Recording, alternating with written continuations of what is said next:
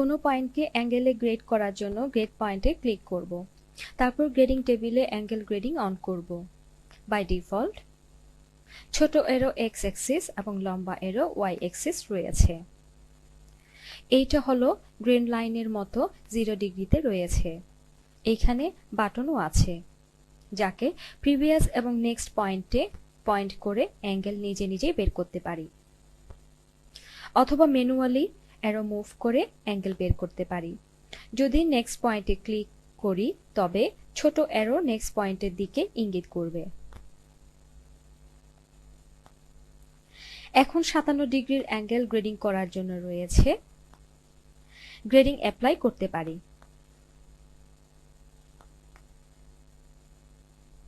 Grading copy করব, next পয়েন্টে গিয়ে 57 ডিগ্রি অ্যাঙ্গেল দিব এবং গ্রেডিং পেস্ট করব। এখন পিসে 57.25 ইঞ্চির গ্রেডিং পেস্ট হয়ে গেছে।